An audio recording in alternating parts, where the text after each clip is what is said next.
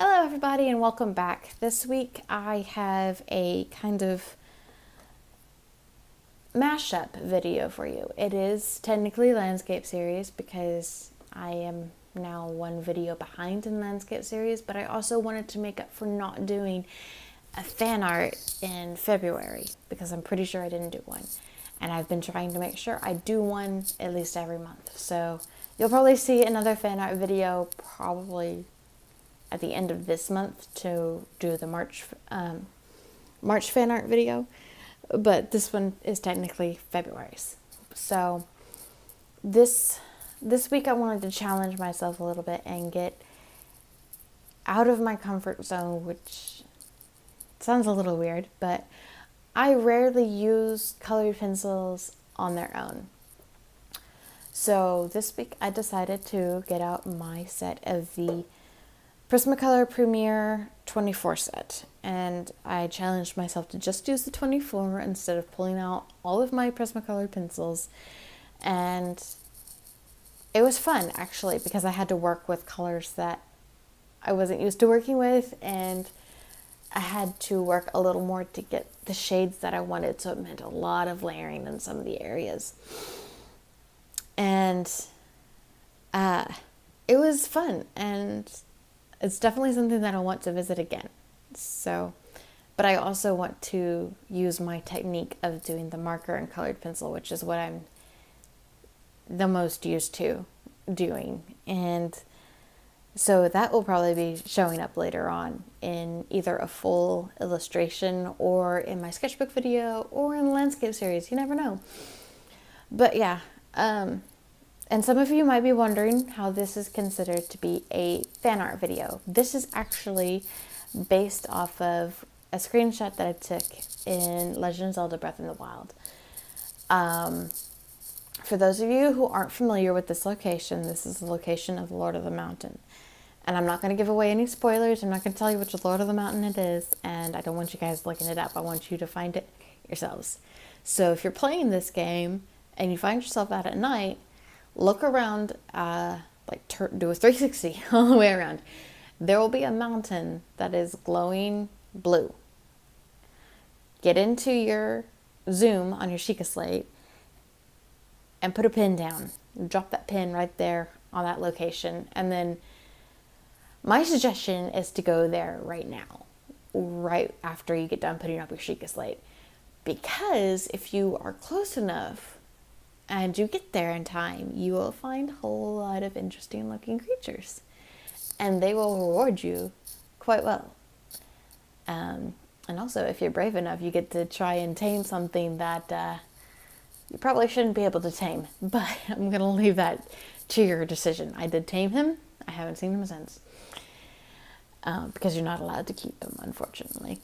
Anyway, it's a beautiful location, even during the daytime. It's gorgeous at night with all the creatures around, but it's beautiful at daytime as well. And it is, I think, I've put 180 something hours into this game, and I still haven't found every location in this game, but I'm pretty sure there are only 2 locations of the sakura trees. And I'm pretty sure one is on top of the Lord of the Mountain area, and the other one is the Deku tree. Pretty sure those are the only 2 locations where you can find the cherry blossoms or the sakura blossoms. And they're gorgeous. I was gonna do a fan art drawing of the Deku tree, like the top of his area, but I decided to save that because I wanted to do that more of a watercolor illustration, have it be a full-on illustration, and actually put time and effort into it. But they're just absolutely gorgeous, and when you go like either sunrise or sunset, you get the sun coming through, and the game is just gorgeous. And me being an animation major who studied game design and level design, this game is my calm. I love playing this game when I'm feeling anxious or when I need inspiration, because this game is so beautiful. I'm still amazed. I have 180 something hours in it, and I'm still amazed by the level of detail in this game. And every so often I just see something, I'm like, yep, screenshot, screenshot, screenshot.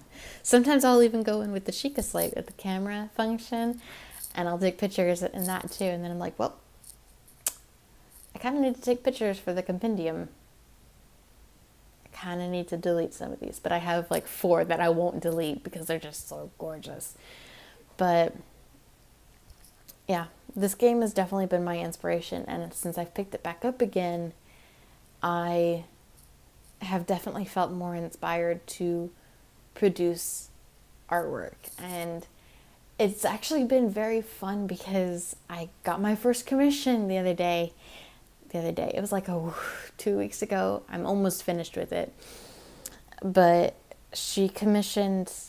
one of my friends actually commissioned me to do drawings of Link and Zelda. And she said it could be from any of the games, but I chose the Link and Zelda from Breath of the Wild because those are, besides the Twilight Princess version and there was another one, Link Between Worlds versions. Those 2 are like my absolute favorite of any of the versions. I haven't played Skyward Sword, or else I would say Skyward Sword, but I haven't played that one, so I can't say that. The game design in that game is gorgeous as well.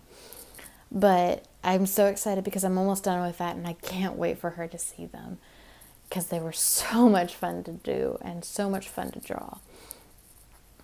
But I have a challenge for you guys this week. Since I challenged myself to get out of my comfort zone and just use colored pencils for this drawing, I want you guys to get out something that you haven't used in forever, or that you have used, but you've used it along with something else.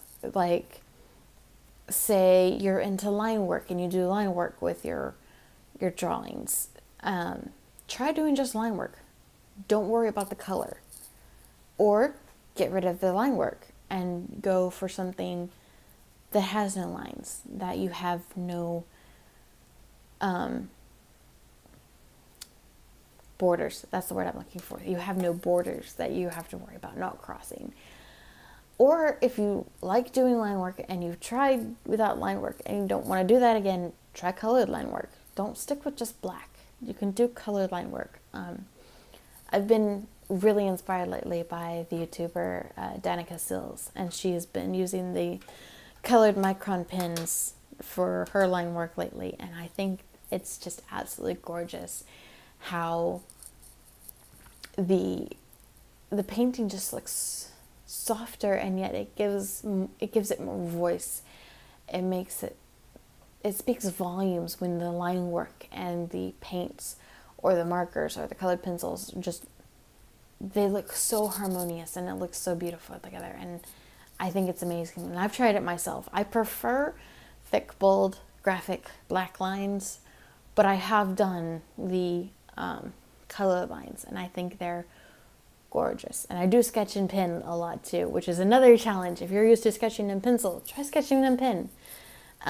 Drawing with Waffles, she draws everything in her sketchbook with pen now. And she used to use the Cool Erase colored pencils, but after an incident with a certain mermaid and octopus, she decided to stick with pen. And I don't blame her. I tend to sketch in pen a lot, but I still sketch in pencil a lot as well. And when I start my new sketchbook, I want it to be mostly pen work. I want mostly pens, except for there will be some pieces that I know I will want to sketch in pencil first just to make sure I get it right, which is okay. I mean, it's okay to just be a little cautious when you're trying to do something. But yeah, step out of your comfort zone. If you're like me and you like to use colored pencil, marker, or watercolor, try using colored pencils on its own. I'm comfortable with using markers on their own, but it's still a fun little challenge to do. Or just don't sketch anything first at all. Just get out your set of whatever it is you'd like to use, be it India ink or watercolor, pencil, marker, whatever, and just start placing those lines down. Start just making shapes and see what happens. It's a good little way to get out of a creative block, and it's what I do. I'll grab the closest thing to me and I'll just start drawing. And it might turn into a face, it might turn into a gnome, who knows. Sometimes it mainly turns into cats, but hey, the point is to just challenge yourself. And if you're in an art block, this is a good way to challenge yourself. And it was definitely a fun experience for me. And anyway, that's all I have for you guys today. I hope you guys enjoyed it. And if you have a suggestion for what you want me to do for fan art, leave them in the comments below. I would love to hear your guys' suggestions. Or landscapes. I could do those too. Anyway, bye.